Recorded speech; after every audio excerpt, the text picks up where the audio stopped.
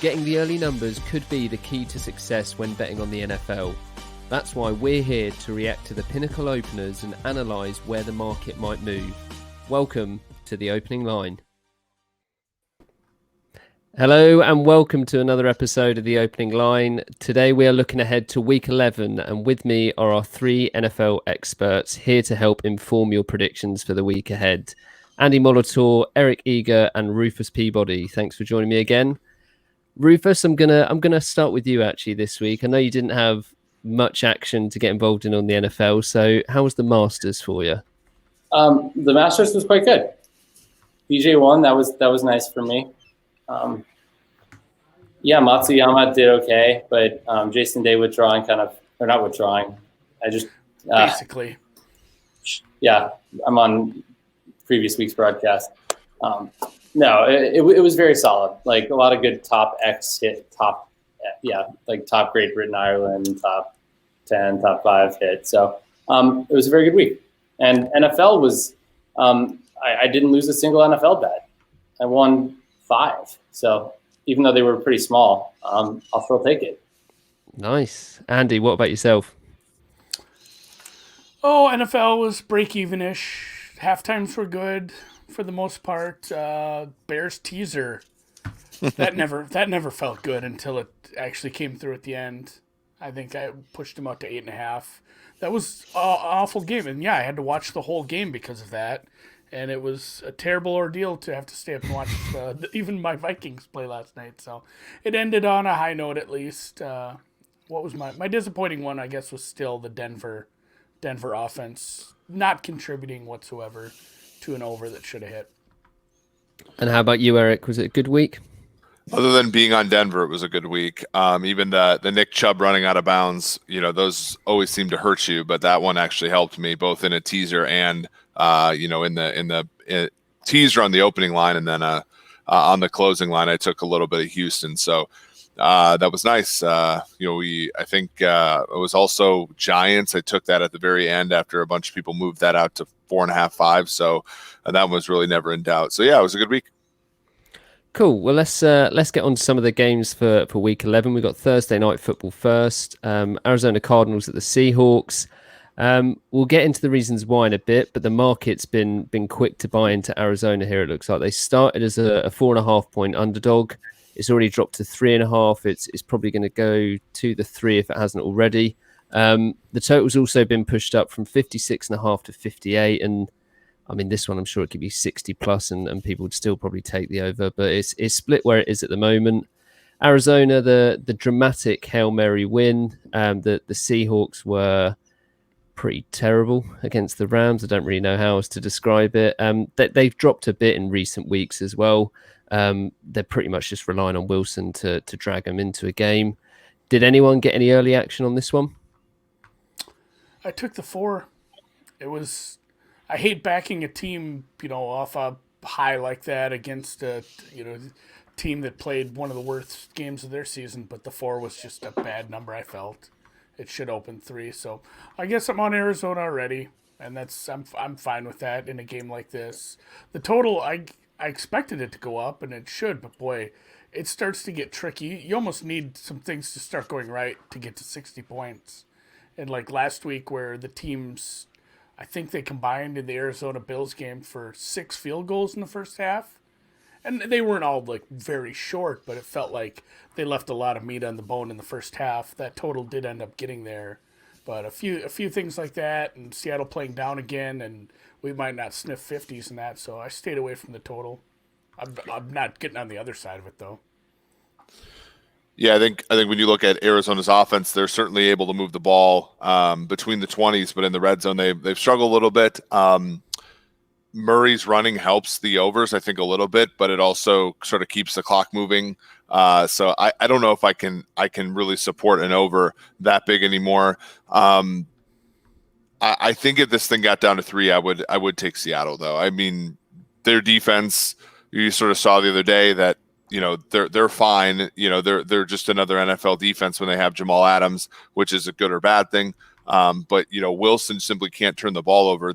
My biggest concern would be if Seattle decided to stop letting Russ cook as much because of the turnovers in recent weeks. So I took an early -4 plus 118, or my business partner did, which isn't a huge edge for. I mean, I make it -4.4 for Seattle, but if you look at, I did grade out Arizona pretty well. They basically had an edge across the board in that game against Buffalo. 6.5 to 5.4 in yards per play, 59% to 51% play success. But the interesting thing was, if you look at it, they also had a lot of plays deep in Buffalo territory. They ran 12 plays in the red zone and 32 plays inside the 40, which, I mean, there's just not as many yards to get there. So I think that yards per play advantage kind of understates it a little bit, though obviously DeAndre Hopkins' catch at the end.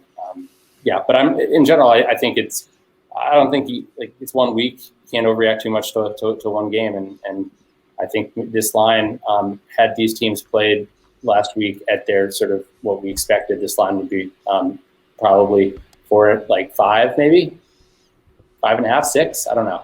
So. And Eric, with you in terms of Murray, you mentioned him running with the ball there. How are you rating him now? Because he's certainly settled. He's got a lot better since he first came into the league. Whereabouts does he rank for you? Yeah, I would say he's like right on the edge of the top 10. You both quarterbacks in that game, I think, are right on the edge of top 10. Both make a fair share of positive plays. And, in the case of Allen, doesn't limit the negative plays very much. Murray actually does, but he doesn't make as many of those sort of down the field plays as we talked about before, other than that Hail Mary. Like, he's kind of, I think his running sort of is what sets him over the top. I think if there wasn't such a running threat with him, his passing would sort of be more in the middle of the pack. Yeah, and the injuries for me, not only the injuries, but the quarterback adjustments I've made. I was not as high on Murray coming into the season, or even a few weeks ago. I think he's improved quite a bit, and his running is obviously a big facet to, just how dangerous he can be, especially against a defense that struggles. I don't think on a short week we're getting Dunbar, Griffin back. Adams is playing, but he kind of dinged his shoulder up. He'll play. I bet he plays. In fact, I guarantee he plays. But if he's not 100%, that doesn't help. And, I feel like we're probably still just a little high on Russell based on unrealistic playing from early on in the season. This is probably too low. He's thrown multiple picks in 3 out of 4 games. I'm not saying he's going to do that against the Arizona defense, but I've had to downgrade everything based on how he's played the last few weeks. And I guess I feel stupid for not seeing it coming. He wasn't going to throw 75 touchdowns this year. It was going to come back to earth. So I make this 2.5. I was happy to take a 4. Really, you downgrade him that much? I haven't made much of adjustment on either team. I didn't give Arizona an upgrade for how they played. They played well, but I had them higher. I had them high enough as it was. A lot of it is just the defense isn't going to get better if they keep having these injuries. And I loved Adams back. I was excited for the trade, but I can't be upgrading a defense who keeps losing players. And then Wilson, you can't downgrade him a ton, but I feel like I didn't go crazy with my upgrade, where we all knew he wasn't gonna keep up those numbers, but if he's gonna play at this level, things are gonna go poorly. I don't think the Rams played that well of a game. It was more Seattle just playing poorly. I'm not sold on McVay at all still. I mean, what's interesting to me is I bet the Rams last week against Seattle, and it's very rare that I bet against the team 1 week and then on them the next week, especially if they're against a team that I've been more neutral on, like I have been on Arizona. And I was on Arizona against the Dolphins. So it's definitely unusual for me. All right, well, let's move on to our next game. We've got Philadelphia Eagles at the Cleveland Browns, -3.5 from the Browns. That one's looking like it could drop back to the 3. I think it opened there anyways. And it's a pretty split total at 46.5. We talked about taking on the Eagles in the NFC East last week. I know you were pretty vocal about it, Eric. It certainly looks like a smarter play now after they lost to the Giants. They didn't even just lose. They got it handed to them pretty much. The Browns got past the Texans, a pretty poor game. I think there's going to be a lot of people siding with the Browns this week, but whether that's because they think the Browns will win or whether they think it's because the Eagles will lose is probably a different matter. Eric, I'll go to you on this one because I know you were talking against the Eagles last week. How do you feel about this game? Yeah, weirdly, I think it's probably swung a little bit too much. Cleveland. I mean, the hard part is to contextualize Cleveland's last two performances is difficult, given how much wind, and in the case of the previous week, how much like precipitation and stuff they had to deal with on offense. But Baker Mayfield is not one of the more impressive quarterbacks in the NFL. I mean, when I look at his statistics, I almost have to go to a second page to see both him and Wentz. Wentz, finally got beneath 20% of his throws being negatively graded last week, but still isn't particularly good. So I think this is kind of a slug it out game, very similar to what we just saw with Houston versus Cleveland. One of the things I found, which is interesting, I'm doing this article on the predictability of defenses, and both of these defenses are pretty predictable. So maybe there isn't that edge that Philly used to have tactically against other teams, and maybe Cleveland's a little bit overrated in that regard. But I think this, just a long-winded way of saying, I think that this is more of a neutral game than people give it credit for, with home field advantage being what it is now. I think that it's a little bit too big of a spread, in the favor of Cleveland. You were nodding along there, Rufus. Is that in agreement in terms of the reaction to the Eagles? It is. I think that number is too high as well. I make it Cleveland minus a point, 0.8 points, and I took a little bit of Philly plus 3.5. And I mean, if you look at Cleveland, yeah, they've just been. I mean, I think their success is very deceptive. It's basically they've been running the ball a ton. I mean, they had 41 rushes and 21 passes last week, and you're right, the weather played a role, but it wasn't game script. They were up 3-0 most of that game. You're right. So, and they were good doing. They were 5.6 yards per rush, 56% play success. But I just, they're if they fall behind, I don't feel like they have the ability to sort of keep up. And I don't know if that's going to be the case this week. But they seem to be more game script reliant than like almost any team out there. Yeah. Andy, is it full house? What do you think of the Eagles in this one? No, I took some Cleveland. And even without, I'm down to and I don't know what you guys are at. I'm down to 0.5 points for home field. And in some spots, I just take it out. I'm not sure if home field is a thing right now. And it's wild how quickly, maybe it's been a slow process and everyone just missed it. But even with that, I make it over the 3. And not only that, just from a matchup game script point, I don't know, maybe Danny Dimes is the best quarterback in that division, which that's probably true. Wentz is just a fumbling machine again. But matchup-wise, if we're going to see a similar game, and it looks like we're going to have kind of similar weather again, they gave up 6.8 yards per carry to the Giants. To, a quarterback and Wayne Gallman? I mean, you've seen just from that matchup. I can't bet against that matchup. If it's a nasty game and Cleveland just wants to run, they're just going to gash this defense. It's going to be an ugly, slow game. Honestly, the under is probably the better look. I have a cheap 3. Ertz is activated. I don't think he plays. I don't know if getting anybody back for Philly is going to matter right now. The way this defense is playing versus the run. I hate backing Baker. I almost took him last week. I ended up just staying off once the market got out of control. I felt pretty good about that in the long run there. But it's a 6-3 team with a negative 28 point differential. It's not a great team. I mean, neither of these are very good teams at all.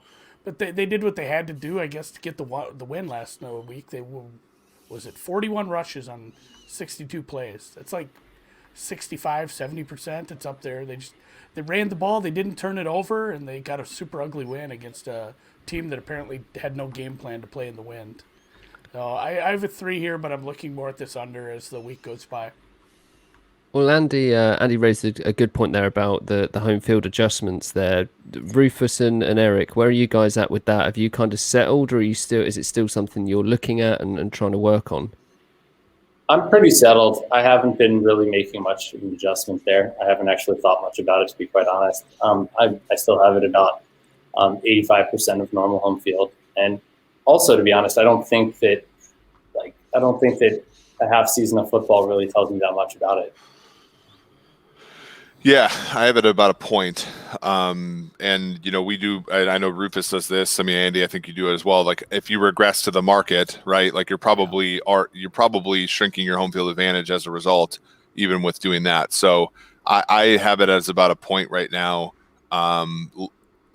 Yeah, I mean, I haven't seen much of a leak in terms of how our models have performed, given strictly what home field advantage would look like. And a lot of it is based off last year too. I mean, just what we did with last year, and then when Drew did his taking the openers from the look aheads this season, and we tried to kind of suss out what the home field was implied by the market, and it was considerably lower than last year. So we just kind of trusted the market at the beginning of the year, and I haven't adjusted much. I started pretty low. All right, well let's get on to our third game on the board. What we got? We've got the Atlanta Falcons at the New Orleans Saints. This one, it was delayed obviously because of the news on Drew Brees. Obviously doesn't sound good. I think it's a few broken ribs, punctured lung. He's going to be sidelined for a while. Interesting because they've actually got a couple of options with Jameis Winston, Taysom Hill. I'm not sure how much difference either of those will actually make to the number. We're currently on -5 on the Saints and a 51-point total at the moment, and not a lot of action yet. So maybe people kind of waiting on more news to see what the quarterback selection is. Rufus, with you, I know you were fond of the Saints before. What do you make of this one, and how important is the decision between Hill and Winston? Well, I don't think it's a decision. I think Winston's going to be the starter, and he'll probably have an expanded role, but he's still going to be the change of pace guy. So I've been high on the Saints before it was trendy to be high on the Saints, before they were the number one DVOA team in football. Just want to say that. And I'm not going to be betting this game, at least not at the current price. I make the number right about -7. So I have it as a pretty substantial downgrade from Brees to Jameis. But the one thing that you saw in the second half of the game against San Francisco is how conservative New Orleans went. And it basically mirrored what they did with Teddy Bridgewater last year in relief of Drew Brees. It's a very much of a game manager game plan, and they don't want Jameis to screw up, basically. I mean, they had, in the second half, New Orleans had a 31% play success rate and 3.6 yards per pass without Drew Brees. And they ran the ball 22 times, only 13 pass plays. So their defense played a really good game, though, and the defense has come on. It's amazing what will happen when you stop getting penalized so much, and when and you occasionally stop somebody in the red zone or on third down. So the Saints' defensive struggles were largely a result of big plays and playing poorly in the red zone, and they've kind of seemed to remedy that a good amount. So Rufus is a trendsetter with the Saints. Andy or Eric, are either of you two getting on board this week? Yeah, so Taysom Hill's quarterback snaps last year when Bridgewater started 2-2-4-4-2. So I'd be surprised if and they did the same exact thing last year. Are they going to play Bridgewater? Are they going to play Hill? Ultimately, Hill is not going to be the quarterback here. It's going to be Jameis. I agree with Rufus. They've played, and even when Jameis got in, they played a very caretaker quarterback sort of game. His average depth of target wasn't very high, 4 yards less than last year, so on and so forth. I think the Atlanta defense is vulnerable enough for them to try to actually go about a game plan that's sort of Jameisified. And with that just adds a ton of variance to this game. So I think people will probably bet Atlanta down to 3.5, by the time the game's, by the time the game starts. I don't know if I can get in on that. And Andy, what about I you? just want to know, is it Jameisified game plan throwing a pick six on the first play? Well, look, those that'll help the defensive numbers, much like they did for Tampa last year. Right? Tampa finished the year 6th in DVOA or something on defense because they didn't have to play that many plays. And they were put in condensed areas, so their yards per play weren't that high. I think they just go down the field more. I think Jared Cook might become more of a threat. He's been kind of lost in that offense. I think Emmanuel Sanders becomes more of a threat. and maybe Michael Thomas becomes less of one because he's more of an underneath guy. Maybe Kamara is less of one as well. That would be my guess, but I'm not sure. I mean, it's hard because Peyton has really only had his backup be Bridgewater, who is sort of a mirror image of what Breeze represents. Yeah, those games were. That was odd. There was a prop out in the market last year about how many over under on Bridgewater wins, and he won all his games that he started. Yeah. And it still cashed under because Breeze came back early. But yeah, that injury didn't look good. I can't think of a game that I was faster to skip with all the things going on. Just, even with the Falcons off the bye, I make this New Orleans 7.2. Still can't bet it because of the Winston thing. Like Eric said, what we saw, and that's my biggest question. I'm going to pay attention. I'm very excited to see what they do. Will it be the caretaker, game manager, whatnot that we saw with a lot of running, a lot of short stuff, or will they open it up a little? I kind of lean towards the former of the two. I don't know what I would do if I was coaching. It'd be fun to let them rip. Like I know what I want to see. I know what I would call if I was a fan. But yeah, with the injuries too and New Orleans, just so much uncertainty in this. Throwing Jameis into it, and then Traquan, Lattimore, Hill, Malcolm Brown, injuries, Atlanta off the bye, and they've been kind of an enigma for me this year as well. This is just a super hard pass game that I'm going to watch a ton of because I have Jameis MVP tickets. Those are suddenly back from the dead. We need to let them loose a little. Right, I'm going to get us on to our next game.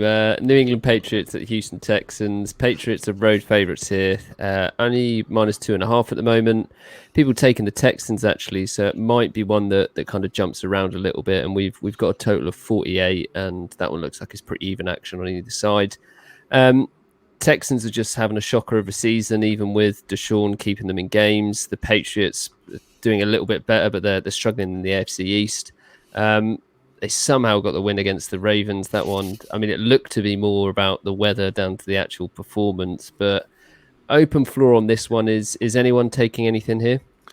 I took Houston at +2.5 reduced juice, like -104 average. It looks like. I think that it seems like the opinions on New England just seem to just shift dramatically from week to week. They were a Super Bowl contender with Cam, then they were like a team that could be getting Trevor Lawrence, and now they're suddenly good again. I just try to keep my head steady and with my evaluations of them, and I think it's kind of a bit of both teams had weather last week, but I think the market a little bit over-adjusted there. No one's right about Cam ever. Like he's either a bum or he's like the best thing since sliced bread, and he's just kind of a quarterback. One thing, Jacoby Myers and Damiere Byrd have sort of made that offense maybe a little bit better throwing the football. But that being said, like you're getting a substantially better quarterback here in Watson, who I think on a per play basis has the second best PFF grade unadjusted. He's thrown fewer than a 2% turnover worthy play rate. Like, I don't know, one of these times he's going to lean into a game, and it's going to be, and I have similar opinions about New England that you guys have about the Browns. Like once the game gets out of reach for New England, it's really hard for them to come back. Yeah. And that's exactly it. We saw the worst of Watson in a, just crappy weather game. I make this game like a pick 'em. I'll probably have Houston just straight up. At some point here, it was a good. I don't know that like New England played well. They didn't turn the ball over. They only had 3 penalties. They ran the ball well. They did what they needed to do to beat a really good team in kind of an ugly game. They didn't really. I guess I shouldn't say they didn't stop Lamar. They limited him enough to get the win. They just kind of let Baltimore make their own mistakes, and it wasn't like an impressive game by Cam. Drew kept making the joke that the best pass of the game was thrown by Jacoby Myers. Like that was kind of a dime. That was a nice play, but yeah, they busted out a gadget play. They busted out some stuff like that to get the win. It was ishy.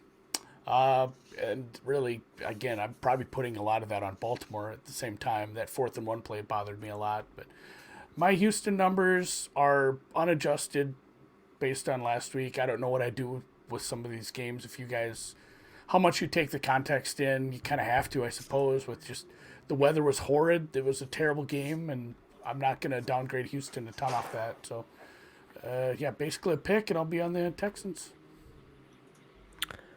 All right, then we've got the Pittsburgh Steelers at the Jacksonville Jaguars next, and we're 10.5 points favourite for the Steelers. 47-point total that started at 46.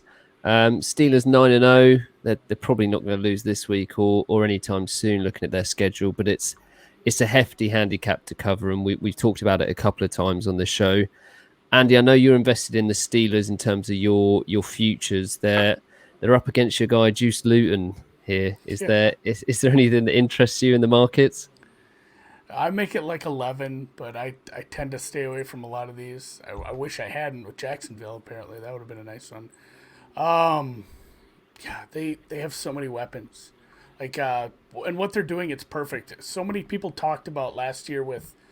I hate to make any comparison to Ben Roethlisberger 2020 and Lamar Jackson 2019.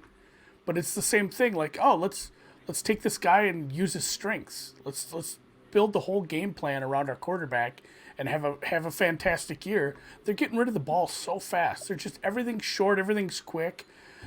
I went and looked at a list of just how many times each quarterback has been sacked, which there's context to that with offensive line play and game script. But there's like 8 guys ahead of Big Ben who don't even play right. They're injured or they've been fill-ins like Haskins and Driscoll and people that don't even play. He's way down the list. He's just not taking sacks. He's not getting hit. I think they're 6th best in the league for pressure rate. And it's a team who's had some injuries up front. They're taking care of their super old quarterback, letting him throw. There's always somebody getting separation. They have so many receivers that are just. And Ebron's still not getting any love. Ebron's a super good tight end. So if I had to bet it, I'd probably lay it, just because of how I feel about the other team. But yeah, Luton.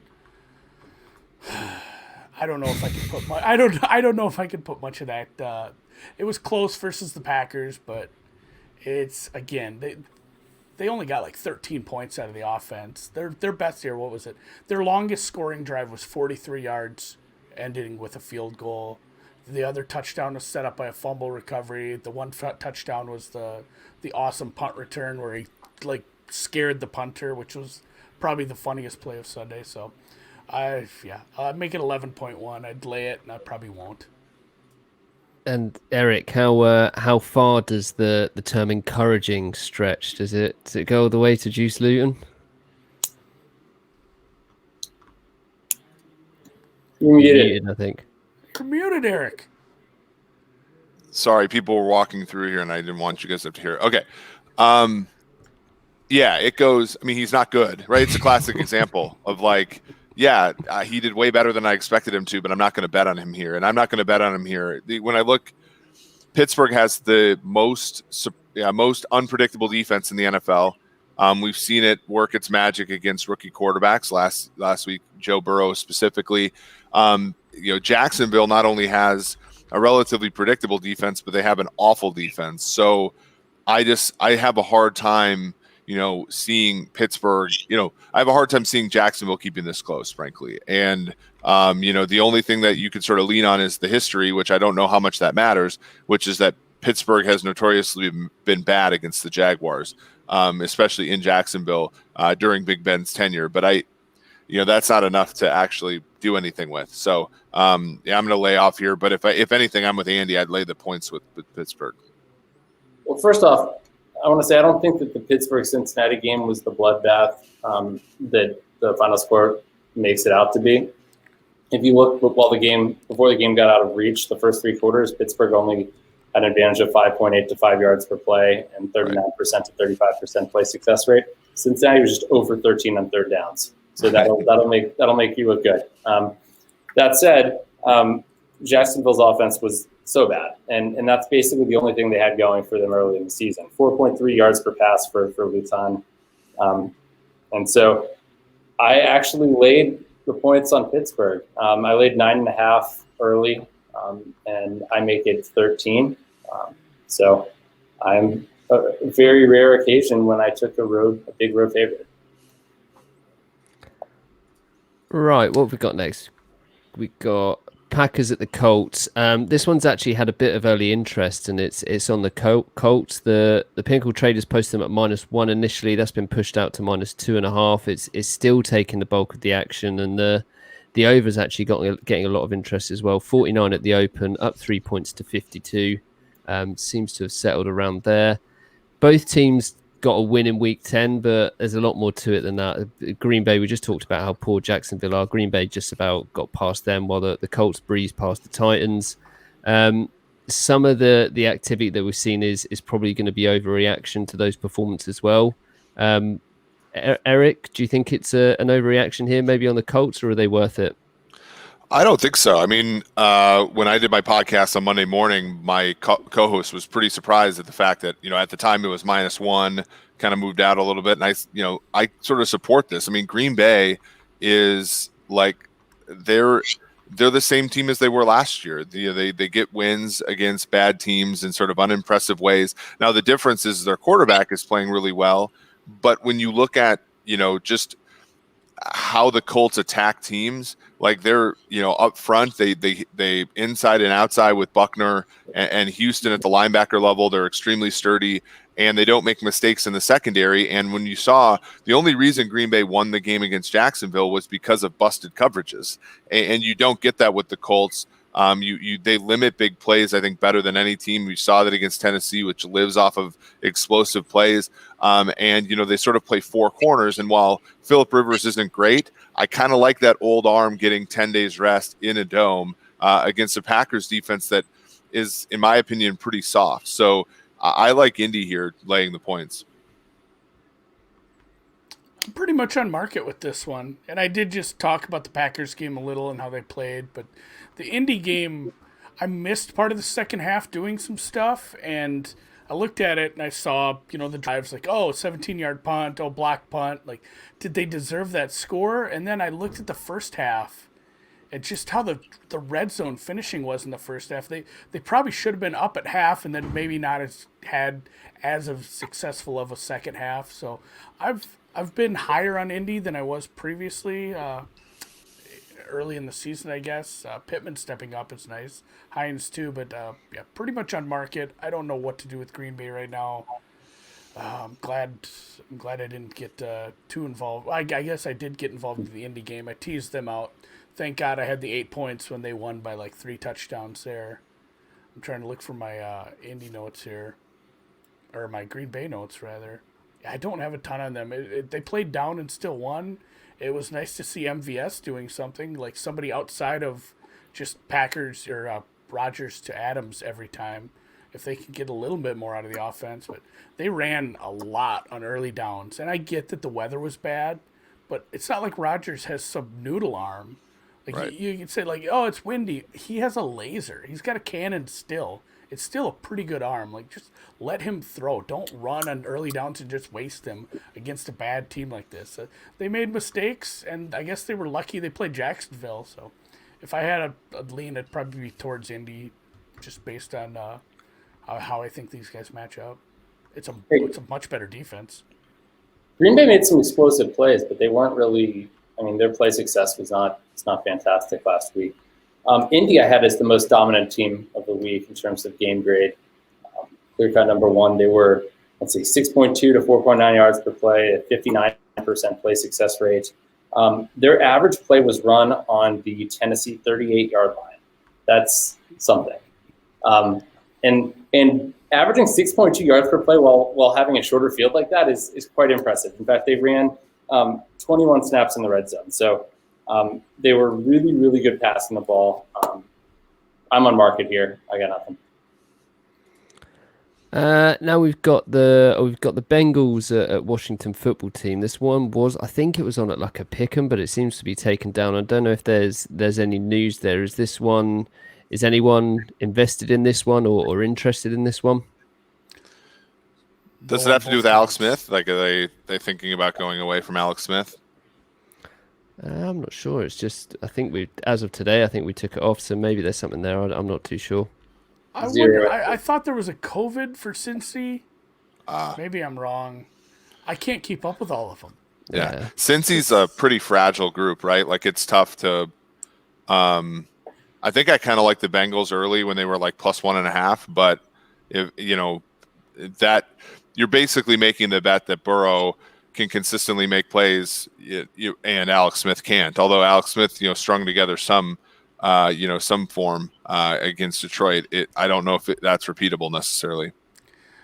Him having 390 yards again this week doesn't seem repeatable. Yeah, like he was. That was the weirdest quarterback. There was a prop versus DeChambeau's longest drive. The quarterback with the most yards on Sunday versus his drive. And I don't think in many, many years that's the quarterback I would have picked to eclipse the 380. Although the quarterbacks won. Bryson lost again. All right, let's. What have we got next? We've got Cowboys at the Vikings. The Vikings are -8.5 here. 47.5 in total. Vikings a little bit unlucky, as we said, whether the Cowboys just think. I don't know what else to say. Is there any value at the number +8.5? Rufus, you think? I think. Go ahead, Rufus. My numbers show value in Minnesota here, just because I'm so low on the Cowboys with the quarterback situation. But again, that's one where I would say that the variance on my Dallas number is pretty high, depending on what Garrett Gilbert really is. So it's one I'll probably play, but reluctantly play. Yeah, I think Dalton might play in this game. Start now. If Dalton plays, that changes my number entirely. So. Yeah, and I think 8.5 is too many if you're giving that to Dallas. Now I know Minnesota's won 3 in a row. In fact, two of those games have been impressive. Dallas's defense is bad, whereas last night Chicago's defense isn't. But at the same time, I think Minnesota has one way to beat you offensively or defensively, which is to blitz. And Dallas does have playmakers, and if Chicago had one of the four of us calling plays last night, I do think they beat Minnesota. So I don't know.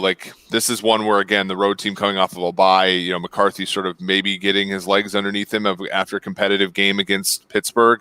I don't know. It's too many for me to lay with Minnesota, especially given the variance that Kirk Cousins can give you. Yeah, there was a goofy little indicator with that Vikings defense last night that the Bears just couldn't catch on to. It was unreal. When the stick over on the sideline had a 3 on it, they would blitz. Yeah. And the Bears could not catch on. Every third down was just a disaster for them. It seemed like it was awful to watch. I don't know what to do with the Garrett Gilbert, Andy Dalton upgrade there. I actually was kind of excited to see Gilbert again. I hope they don't play Andy Dalton. That would be nice for me. Yeah, I don't know how low my Dallas number can get. Just outside of the injuries, just disappointment elsewhere too. Like Jalen Smith. Yeah. Jalen Smith sucks.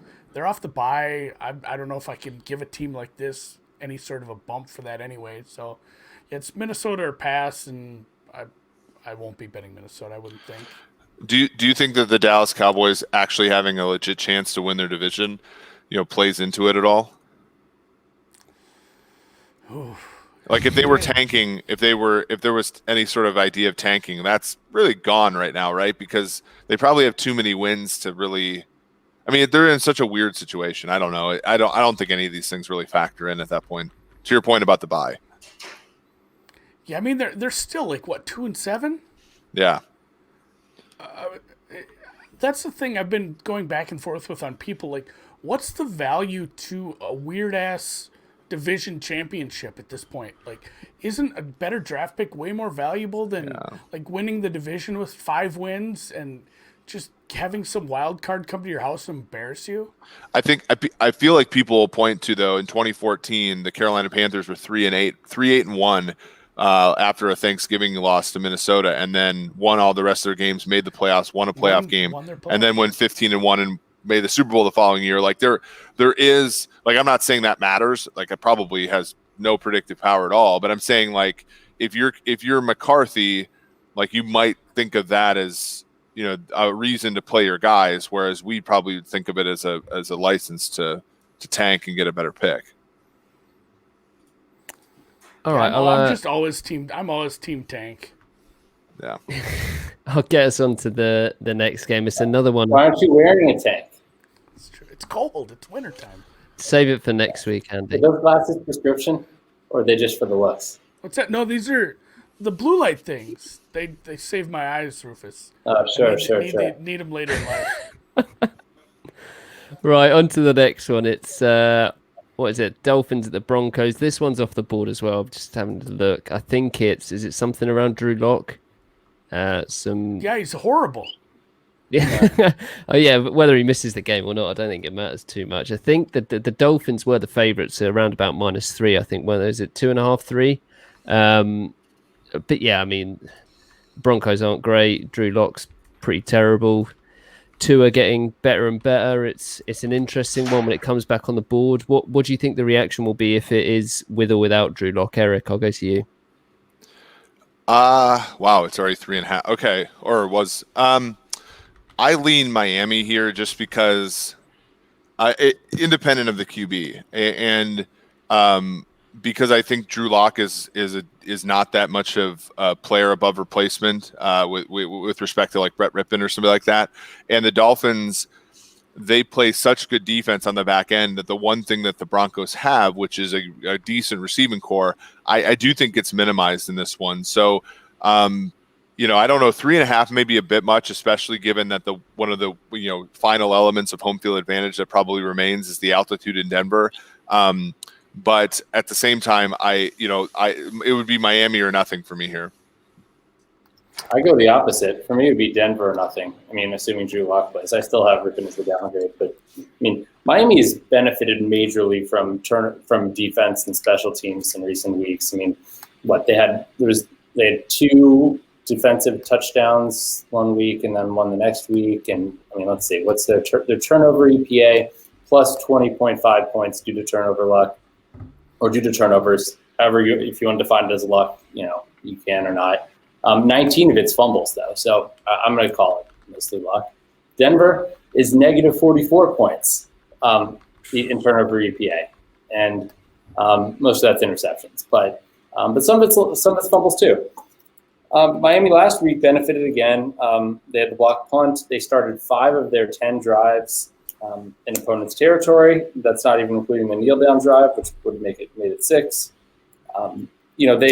The passing game was decent, 6.8 yards per pass, 56% play success rate. But I just think that they're not as good as their record, or they haven't been as good as their record is right now. And I think that the hype train is just going a little too far there. And I love taking a team coming off a really bad performance against a team coming off of a really good performance, like relative to expectations. I think this is a situation where there's some value in Denver there. They're not as bad as they were last week. Split, one for Miami, one for Denver. What about you, Andy? Yeah, it's going to be a dead tie. I'm right on market with this. I agree with some things that both guys said. If you can't upgrade Miami off Tua's performance, perhaps you can off Andrew Van Ginkel, who is just constantly getting into action. I love that guy. Like he's my guy down there. But again, yeah, like Tua hasn't been super impressive. Although that game wasn't as close as the box score showed either. It was kind of a trash touchdown at the end for the Chargers. I do believe the Chargers lost the game more than Miami won it. It was, the turnover, special teams, defensive touchdown luck for Miami has been something. But I mean, good defenses do things like that. I guess it does come down to how you feel about Tua playing. It's not a great spot for a young quarterback to go up to. Like you said, the last remaining vestige of home field advantage is maybe altitude plus winter time. It's getting a little colder up there. I don't know what the weather is in Denver quite yet, but yeah, playing at altitude on the road, I would be very hesitant to back Miami. And like I said, I'm pretty much on market. I'm hard pass on this one. All right, then we'll move on to New York Jets at the LA Chargers. Maybe another one where you're setting a trend, Rufus. The Chargers started on -9.5. They're down to -8.5 now. And we've got a 47-point total down from, I think it was 48. It's moved around a little bit. I guess the Jets, they're getting better. The last time we saw them, they were competitive, judging by the game, and It's the closest they've come to winning in a while. The Chargers aren't really much better though. 2-7 record. They're getting worse by the game, it seems. Is your model still liking the Jets, Rufus? And more importantly, are you taking them here? Oh, you know it. I took the Jets plus 9.5 and plus 9. Got a full position loaded up there. So my model only makes it 4.5. So both teams obviously. The Chargers are a better team, without a doubt. But the Jets are coming off a bye, so the team got less time with Adam Gase, which has to be a good thing. Yeah, Anyone with him? I think the Jets are the side here. The Chargers have been one of the more predictable defenses in the entire league. I think that's one of the reasons why possibly, they have good talent, but they're giving up more than they should, especially to, teams. I think, like for example, the Dolphins are not like they're not a great offense, but they gave up a ton to them last week. Even after you take away some of the the special teams plays and the defensive plays, the Chargers are though the only team in the league that hasn't one of 3 teams in the league that hasn't lost a game by multiple scores, and that doesn't sort of play well to this particular game, but they're not as bad as their record. That being said, I don't think they should ever be favored by more than a full touchdown. Yeah, the last part, what Eric said there, they're just not a team that probably can put a team away. And even as low as I have the Jets, I don't have the Chargers terribly high. It feels gross to take the Jets, but I mean, you guys have given me the courage. I probably will look at this a little closer, and it might be a little more of the Flacco resurgence. He didn't look terrible. Like we made it a downgrade when he came back in, but he made some plays against a bad secondary, I suppose. He's not playing though, is he? I think Darnold's back. Oh, that makes a difference. I'm back to a downgrade for Darnold. No, Okay. they said on Gase said today that Darnold's starting. Or sorry, that Flacco's starting. Oh, really? I had read because I had read that Darnold was supposed to be coming back, but that changes my number. But I'll still like the Jets. I mean, I feel embarrassed. I should have known the bright spots on the team are probably a couple of receivers. So well, their 3 receivers were healthy for the first time all year, and they actually did produce on the outside the other day. Yeah, if Flacco builds a little rapport with those younger receivers, I think it might be a kind of a fun offense. To those 0-16 bets might be in doubt here. If you give Flacco time to throw, he's okay. You give him a pocket. He knows how to throw a ball well. All right, let's move on. It's another one. Just looking at the board, we've got the Chiefs at the Raiders is off again. I think. What's this one? Touchdown on the Chiefs, maybe a bit higher, and probably going to be a fairly hefty total as well. I'm not sure if when this one was up, did anyone get involved in it, or is it available elsewhere? I took some Chiefs, but then I saw that Mitchell Schwartz and Eric Fisher both on the COVID list. Mecole Hardman actually tested positive for COVID, which is probably going to keep him out. But I mean. I think there is evidence that Andy Reid lays off the gas pedal schematically against things that games that are sort of like vanilla. I think avenging their first loss in over a calendar year is going to probably get Andy Reid to pull out his best stuff. And if that's the case, like I have a really hard time backing Derek Carr and the Raiders here. Andy, what about you? It seems like it fits in the dumb narrative situation, but like the Andy Reid pulling out the good stuff thing, that's real. Like he does have those games where the play calling is just completely different. Like, they're not using the good playbook because it's a bad team and they're going to play down to them. Like if it is the fun offense, yeah, I took the Chiefs here. Not only how I make the number and how low I am on the Vegas defense, like there was value on it, and I don't want to say the words Andy Reid off a bye, but the Chiefs are off a bye. So you get a smart coach with extra time to prep against a pretty horrid defense. And as much as I've been high on, I think they're going to give up some points. This total is what it is for a reason. Like the Raiders offense has been a lot more fun this year. But if it turns into a track meet, I guess I will take Patrick every time. I'm basically right on market if anything, I lean a little towards Kansas City. Yeah, Raiders benefited from a +5 turnover differential last week as well. Yeah, I think someone's just asked in the comments why it went from -7 to -6. Is that just the COVID thing, do you think, Eric? Yeah, I would say so. I mean, especially when you think about cluster injuries, like they're, I think, the most impactful along the offensive line and the defensive backfield. And so, the Chiefs struggled against the Raiders in the first matchup because Cleveland Farrell had 9 pressures and, Mahomes was under siege that entire game. I think people are sort of thinking back to that game and thinking about that as being the formula to beat the Chiefs. And I agree, if the Chiefs don't, if the Chiefs just play straight up, that might be the way to beat them. I don't think they're going to play them straight up. But yeah, there was market resistance on 7 and 6.5 before the number was taken down. I just had a quick look at the futures as well, and the Chiefs are shortening it up. What's everyone's thoughts on that? Are they the number 1 team in the league right now, or is there Rufus are the Saints up there to compete with them? Do you think, or is it? Not without Breeze. What about you, Eric and Andy? Their path in the AFC changes if we go to this contingency plan too. There was a huge advantage to being the 1 seed, which would be, it's close, but right now Pittsburgh, and it doesn't look like they're going to lose this week. Having that 1 seed getting the only bye makes a big difference to, a win probability of making it all the way through the playoffs and into the Super Bowl. So if they go to this 8-team modified playoff thing, it's probably an advantage to the 2 seed. All of a sudden, things change, and the 1 seed loses their big advantage. Again, everybody's playing more games. Maybe it's a bigger advantage to some of the lower seeds, in all honesty. But I think that would help them. Although in that situation, the game or the season doesn't completely finish, and I'm pissed. Yeah, I think that this is the first week that in my simulations that the Pittsburgh Steelers will end up with more wins than the Chiefs. The Chiefs do have Tampa Bay and New Orleans coming up. New Orleans might be right on the edge of Breeze coming back. So they do have a tougher schedule than Pittsburgh. But, I think the number's probably currently right at what, plus 350, plus 300, that kind of, I think that's probably okay. I wouldn't tie my money up to bet Kansas City at this point.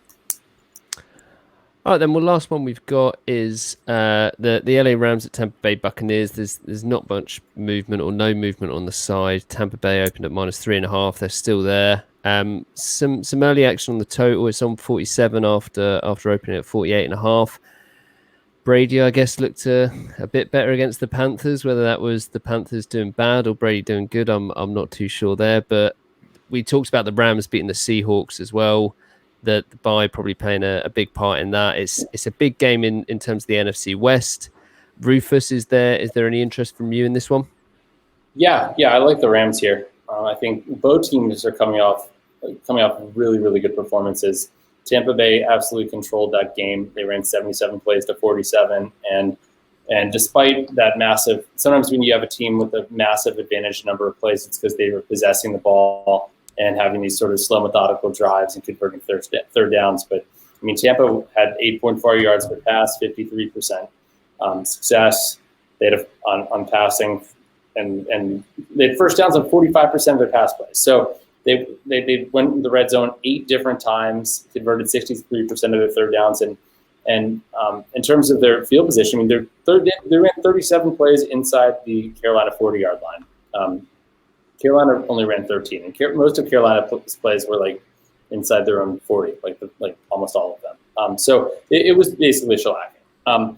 And obviously that Ronald Jones touchdown right at the end didn't really, that's going to pad the yards per play. That's why I was quoting the play success and the passing yards per play a little more. But LA also, I think, outplayed Seattle basically across the board. 55% play success, very, very solid. And they were better in the passing game as well, 7.1 yards per pass to 5.1 yards per pass. I think the Rams, I've just been high on them basically all season. I think I said last week that, I think that they've been one of the best teams in the NFL this year, despite the fact, and that's even controlling for strength of opponent because they play the entire NFC East. And, they're showing it against better teams, and I think they're still not getting that much respect right now at this point. I make the game a pick. Yeah, I think the matchup plays really well to LA. When you look at, Tampa Bay had to shuffle around their offensive line a lot last week. They're not really that great at one of the tackles. And what we saw last week is Leonard Floyd was like the first Rams player this season to have more pressures than Aaron Donald in one game. So, they can provide heat. And then on the outside, like, the secondary players in their backfield were something that I was worried about. And last week, not only did Jalen Ramsey play extremely well against DK Metcalf, but the rest of the secondary played very well as well. And that's what you're going to need to face a Tampa Bay team that has receivers and tight ends for days. So it's always about Goff, and if they get behind, it's really tough for them to come back. Tampa Bay does have a pretty good defense, but I do think that Tampa Bay is not going to have as easy of a time of it moving the football this week. It might be similar to that Thursday night game they had against the Bears. Go on, Andy. Let's end on a full house. Tell me you like the Rams. I am higher on both teams than the market, I think, sometimes. So mildest of lean towards the Rams. Although some of the things Tampa, like Rufus brought up, 8 red zone trips out of 11 drives. Like that's. I guess it's Carolina. It's a bad defense. They were highly successful. They only were 4 for 8 in the red zone. Like, they could have had more points. That could have been an absolute just bloodbath. It kind of was anyway. Like he said, the super long run will skew the numbers a bit. But even that, like, if you take out some of that stuff, I mean, Rojo had a good day. Brady had a big day, and he was even inaccurate at a couple times. So I didn't do much with Tampa the last 2 weeks. I'm nearly on market, but I would think there is some value with the Rams. You're not going to see that kind of performance. It's a much better defense. There's just, I don't know, Eric, who's your highest graded secondary player on Carolina? And how does he compare to, like, Ramsey? Jeremy Chin, and he's okay. He's a safety too. So it's a whole different ballgame there, just matchup-wise for that offense. I don't think we see something along the lines of the Saints game, but it should be a close game, and probably taking the points here would be it'd be that or nothing for me. All right, well that's our hour pretty much up. We got through the slate, a couple of games off the board at the moment, but I know you guys are very busy. I do appreciate the time for coming on. I'm sure the listeners do as well. So thanks for it, and I'll speak to you next week. Thanks, guys. Thank you. Thanks, Ben. Yep. Cheers to everyone for watching. If you do want to get involved in the action, then head over to pinnacle.com for the latest odds. Best of luck with any bets, and remember to please gamble responsibly.